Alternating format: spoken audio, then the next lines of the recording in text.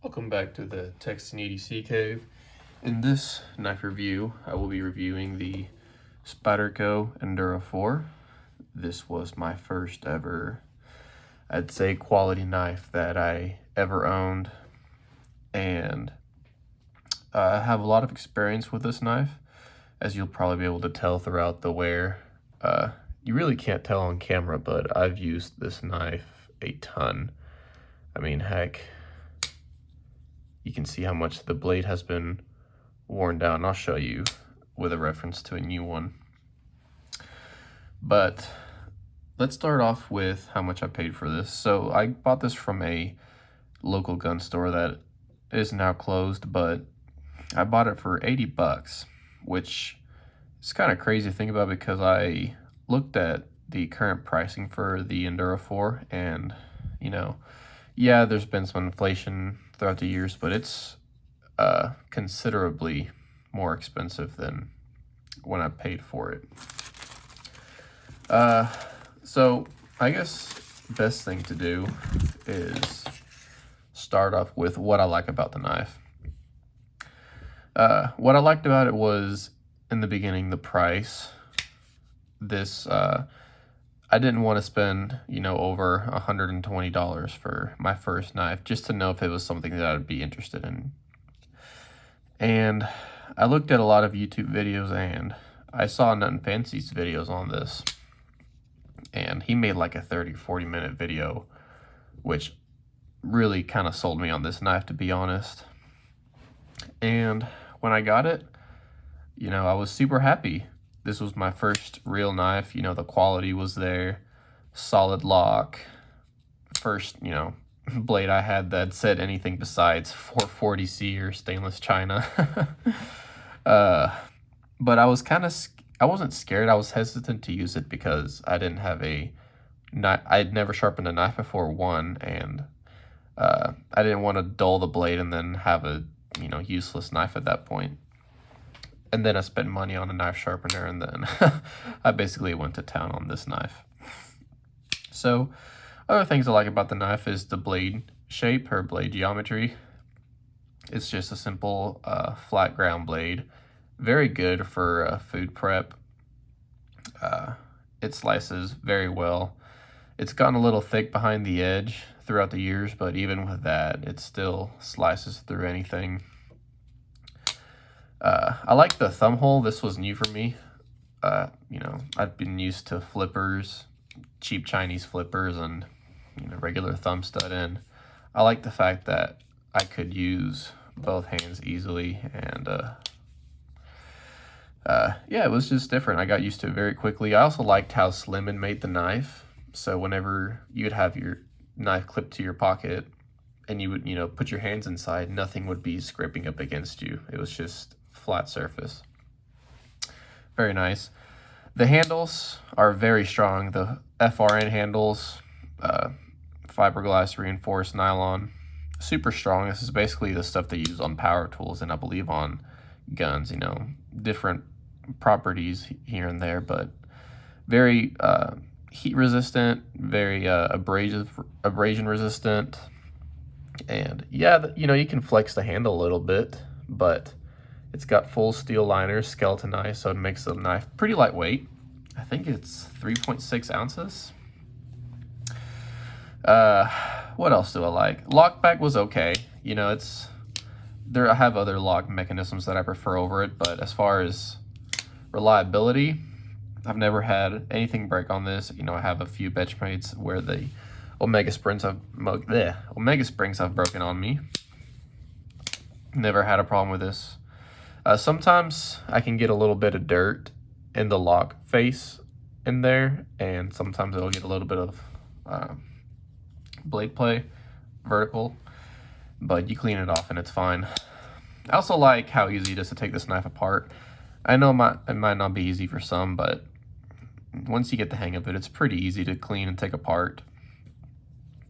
So, what else do I like? Oh yeah, so the clip on this used to be black. The painting on it wasn't very good, I will say that. But I went ahead and got a Dremel with a wire wheel and took off all the paint, and then I polished it, and I think it looks way better than the black painted clip. It matches with the blade color and the screws. But I like how there's this flat portion here, it looks like this, that the knife clip rides on, and so whenever you put it in your pocket, these things don't rip up your pocket very easily. Super nice handled. There's no hot spots on here. You know, you can choke up on it if you want to. I mean, I have small to medium-sized hands, and you can tell this is how I'd usually grip the knife. You have plenty of space left. And if you want to choke up on it, the jimping on this is very good. It's not sharp if you're not, if you just, you know, you can easily run your fingers over it and it's not cutting you. It's not like the paramilitary tube where it's very sharp, very useful, but very sharp. This, it's very effective when you actually put some pressure in it. Blade steel, VG10, very corrosion resistant. In fact, I've never had this knife show a hint of rust ever. There's been times where I've cut through some stuff that had some corrosive chemicals and liquids on it, and it never even stained it. Things I don't like, there's not a whole lot, but probably the main thing is the edge retention on this. Now, VG10, for all the steels that I have, takes the finest edge. It's got a very fine grain structure. The problem with it is it doesn't last very long. It holds a very sharp edge for a good while, but it doesn't hold a working edge, if that makes sense. It'll go dull very quickly. I mean, I have it super sharp right now, but I haven't used it a whole lot. And I kind of got tired of having to sharpen this because where I work, I use the blade steel a lot, and I mean, you can tell just by the scratches. It was getting dull every 4 days, and sharpening it wore it down a whole lot. You can tell just by how much blade material has been removed.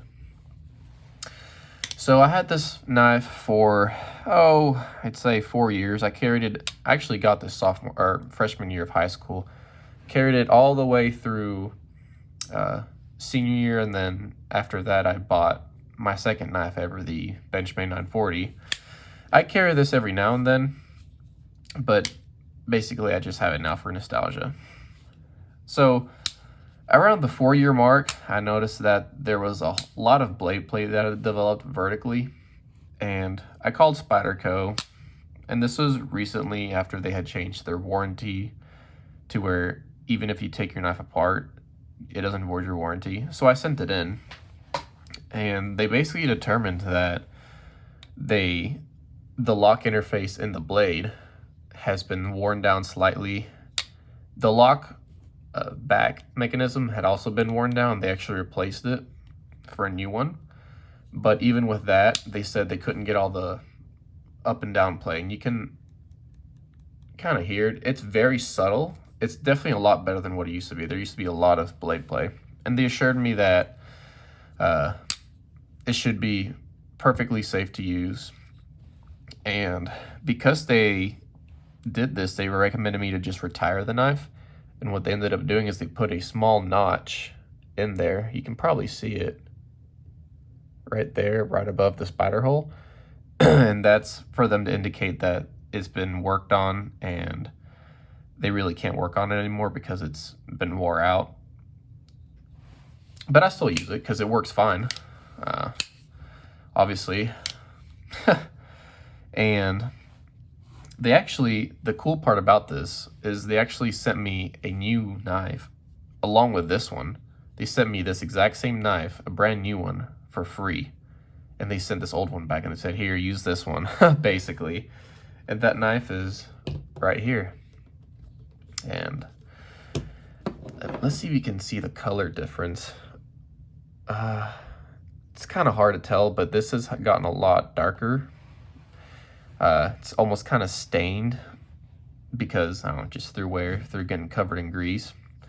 And this was really cool of them. I mean, they basically sent me a brand new knife because they appreciated how much I'd used this knife, and you know, they wanted to keep a customer, and they definitely did. I've bought other Spyderco knives, and I think they probably have the best quality out of all the knife brands that I have.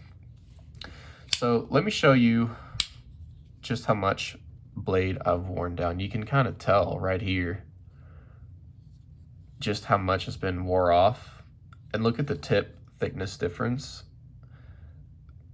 I have these lined up perfectly, and on the left is my used Endura 4, and on the right is the brand new one. Look how much tip has been used up. You can tell just by how fine it is, because you know the blade material is, you know, hasn't been worn off. Yeah. Pretty insane, but I don't use this one just because I think it's so cool that they sent me a new one. I kind of have it just for, I don't know, just to have it. And then I just use this one. If I ever lose it, which I'd be very depressed. I have a story about that, but I'll have that in another video. I'd be very depressed if I lost this knife. One thing I do want to mention is a lot of people don't like the lock back because they say you have to put your hand in the way of the blade path to close it. And yeah, you know, there's a few ways of working the lock back, but I mean, look how far back you'd have to have this finger for the knife to actually cut you. So here, you're still safe. So about here is where you'd have to have your finger for the knife to actually come in for the edge to come in contact. But I mean, if you're being smart about it, just ride your finger all the way forward. You'll never have that problem, ever. I've never cut myself closing this knife. And, you know, I've never seen anyone else on YouTube do this. I'm sure there's people that know it, but I just grab the knife like this, put my pointer finger on the back of the lock, and just kind of swing it closed. I can swing it open. Kind of hard to do on camera, but oh yeah, see, there you go. That's how I always close the knife, and I mean, it's one-handed. Don't get your fingers in the way of the blade path. No complaints. So there's a little tip for you guys.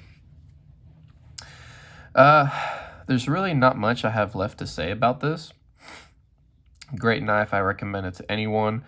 I think the new pricing is a little too much for what you get. You're getting VG10 steel and FRN handles, but definitely better than spending $150, $180, that's for sure. So if you guys have any questions or comments about this knife, feel free to leave them below.